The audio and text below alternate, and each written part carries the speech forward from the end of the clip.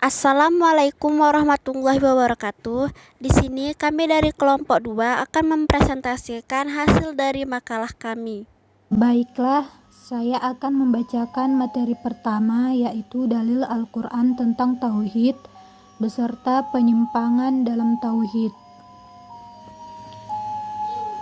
Bila kita cermati dan renungkan ayat-ayat Al-Quran tentang Tauhid, dapat kita lihat dengan sangat jelas bahwa Allah adalah satu dan kita wajib beribadah kepada Allah Subhanahu wa Ta'ala, serta janganlah menyekutukannya dengan apapun.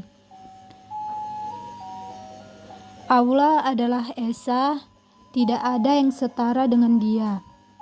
Sebagaimana dijelaskan dalam Quran surah Al-Ikhlas ayat 1-4 yang artinya, katakanlah, Dialah Allah yang Maha Esa.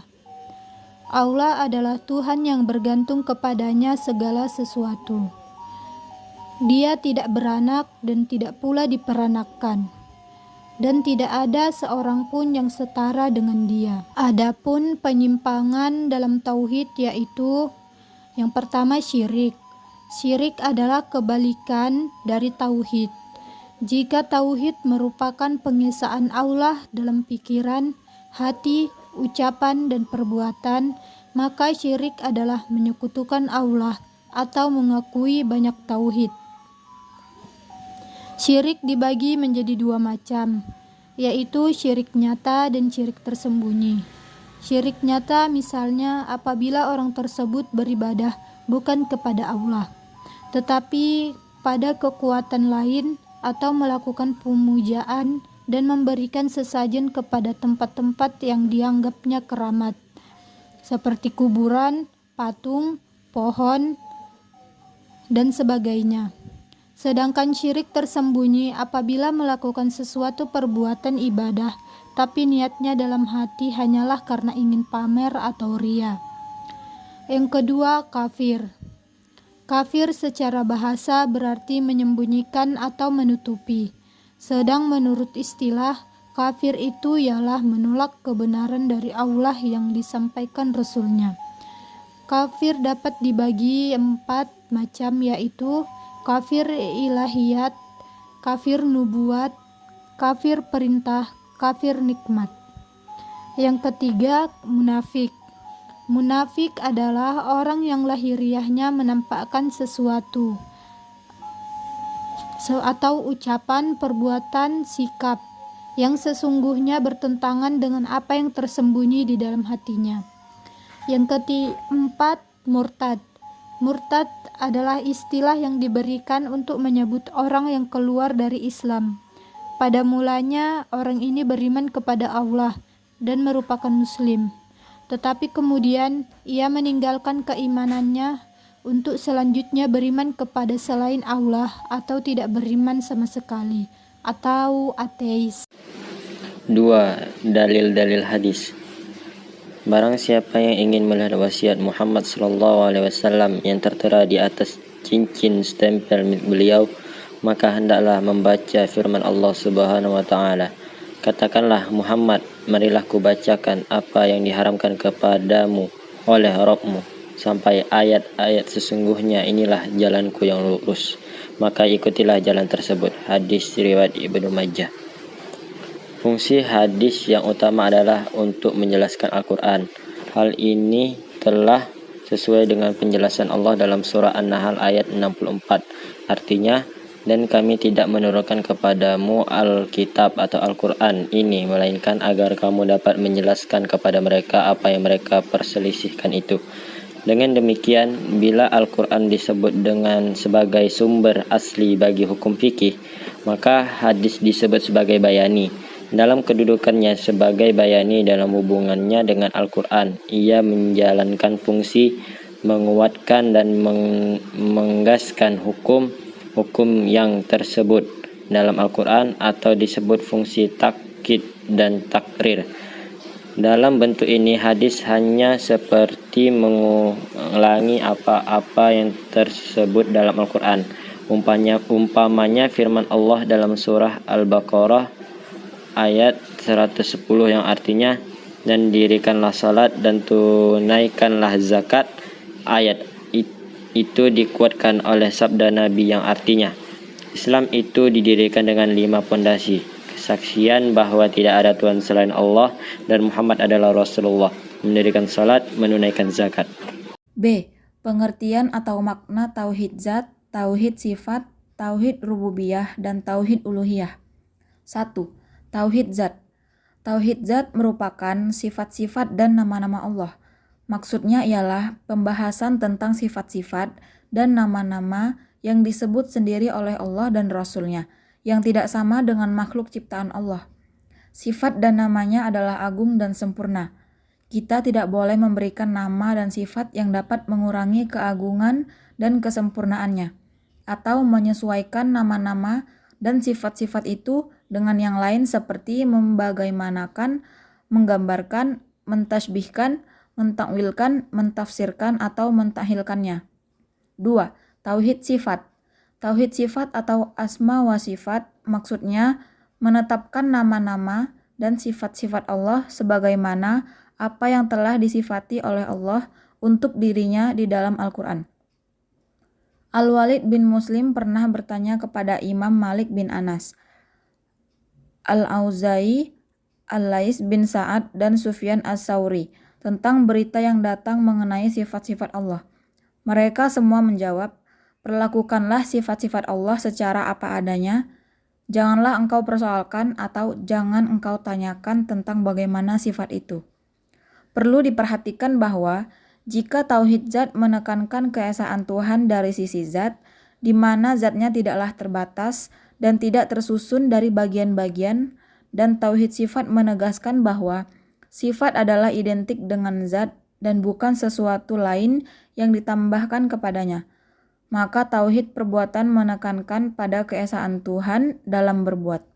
Artinya, Tuhan secara mandiri dan sendiri dalam melakukan berbagai perbuatan serta tidak memerlukan pertolongan ataupun penolong, meskipun ia melakukannya secara langsung maupun dengan menggunakan perantaraan. Tauhid rububiyah artinya mengesahkan Allah Ta'ala di dalam segala perbuatannya. Dialah satu-satunya yang menciptakan sekaligus memiliki dan mengatur makhluknya. Allah yang merencanakan penciptaan, kekuasaan dan pengaturan suatu kejadian atau penciptaan, sebut saja proses seekor nyamuk dari sebelum tersedia akan menjadi tersedia. Setelah tersedia, Allah mengatur kehidupan, habitat nyamuk apa yang akan dimakannya, kemana dia akan terbang, berapa banyak jatah makan detik ini, dengan nyamuk mana dia akan kawin. Allah yang memberitahukan atau memberi ajaran yang didapat kemana dia akan mencari makanan, bagaimana bangun-bangunan, rupa warna, bau makanan, dan berapa banyak makanan yang akan didapatnya. Allah yang memaklumkan, yang memberitahukan, mengajar, mendidik nyamuk tersebut, dan menentukan berapa telur yang akan dihasilkannya, mengatur keturunannya, dan seterusnya. Tauhid uluhiyah, yaitu kepercayaan untuk menetapkan bahwa sifat ketuhanan itu hanyalah milik Allah, belaka dengan penyaksian bahwa tiada Tuhan selain Allah, yang dilahirkan dengan mengucapkan kalimat La ilaha illallah. Selain itu, ia hanya berbakti kepadanya saja. Jika ia mendapat musibah, ia lari mengadu dan berserah diri kepada Allah Subhanahu wa Ta'ala. Jika tauhid rububiyah berkaitan dengan pengesaan Allah dari segi perbuatan dan sifatnya, maka tauhid uluhiyah berkaitan langsung dengan pengesaan dan penghambaan zat Allah yang tidak berbilang. Esa tidak ada sekutu baginya dan tidak ada pula yang menyamainya. C. Tauhidullah. Kata tauhid dalam bahasa Arab merupakan bentuk masdar dari kata kerja wahda yuwahidu tauhidan. Dalam arti harfiahnya menyatukan, mengesakan, mengakui bahwa sesuatu itu satu. Secara bahasa, tauhidullah berarti menyatukan Allah, mengesahkan Allah, atau mengakui bahwa Allah itu satu. Sedangkan secara istilah, tauhidullah bermakna mengesahkan Allah dalam hal-hal yang merupakan kekhususan bagi Allah. Misi tauhidullah yakni membebaskan manusia dari segala belenggu, dominasi atau kendali yang cenderung merusak kemanusiaan, berupa kepercayaan, khurafat, nafsu, tauhid, setan, aliran atau ideologi yang secara prinsipal bertentangan dengan tuntunan ilahi. Tauhid mengakumulasikan konsep manusia utuh dan hanya ditentukan dalam kebersamaannya dengan Yang Maha Mutlak. Oleh karena itu, jauhilah larangan-larangan yang bertentangan dengan tauhidullah. Adapun macam-macam tauhidullah. 1. Tauhid rububiyah, yaitu ajaran tauhid yang mengesahkan Allah dalam segala perbuatannya. 2. Tauhid uluhiyah, yaitu ajaran tauhid yang mengesahkan Allah dalam ibadahnya. Dan yang ketiga ada asmawa dan sifat, yaitu ajaran yang mengesahkan Allah dengan nama dan sifat-sifatnya. Adapun tujuan dari tauhidullah adalah untuk membebaskan manusia dari berbagai belenggu, dominasi atau kendali yang cenderung bisa merusak rasa kepedulian terhadap orang lain atau rasa kemanusiawian. 1. Makna kalimat la ilaha illallah. Kalimat yang agung ini merupakan sesuatu yang pertama kali wajib diucapkan atas manusia. Maka barang siapa meninggal di atas kalimat tersebut, berarti ia termasuk penghuni surga, sebagaimana disabdakan Nabi. Barang siapa meninggal dunia dan dia mengerti bahwa tidak ada Tuhan yang hak kecuali Allah, niscaya ia akan masuk surga. Hadis riwayat Muslim.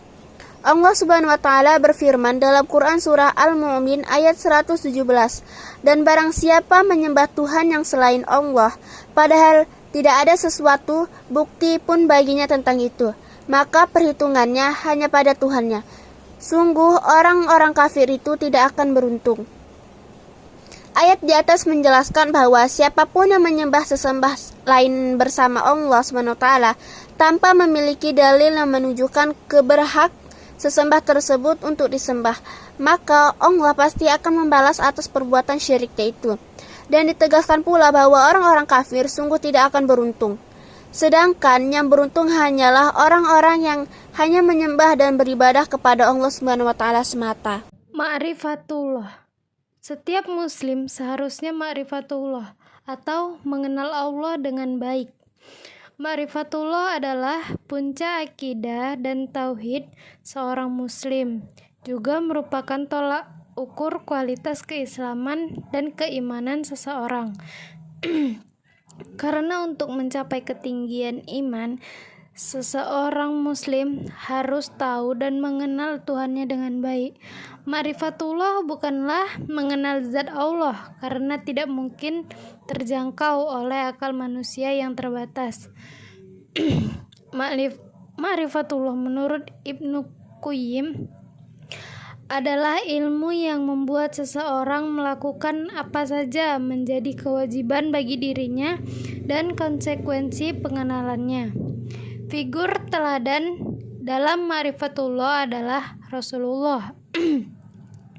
Dialah sosok yang paling mengenal Allah, paling dekat dengannya, dan paling taat terhadap perintah-perintah Allah Subhanahu wa taala. Rasulullah Shallallahu alaihi wasallam bersabda, "Sayalah orang yang paling mengenal Allah dan paling takut terhadapnya." Hadis riwayat Bukhari dan Muslim. Tingkatan berikutnya adalah ulama yang mengamalkan ilmunya. Dan yang terakhir adalah muraqabah. Muraqabah suatu kondisi di mana jiwa seseorang merasakan bahwa ia sebagai hamba Allah selalu diawasi oleh Allah Subhanahu wa taala.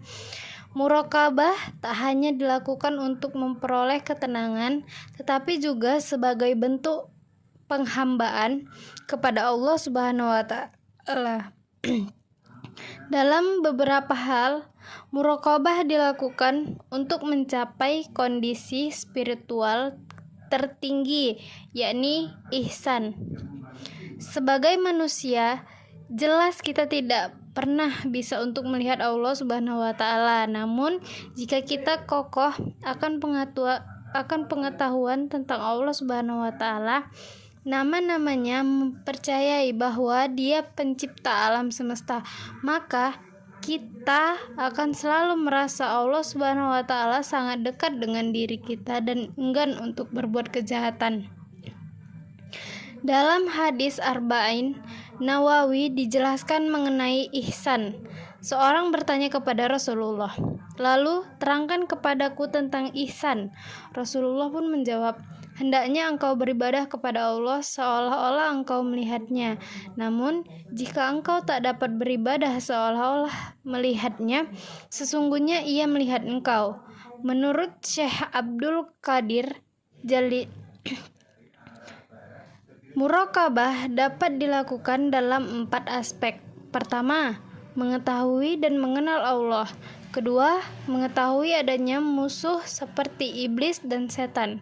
Ketiga, mengetahui kapasitas jiwa sendiri dan waspada kepada diri sendiri.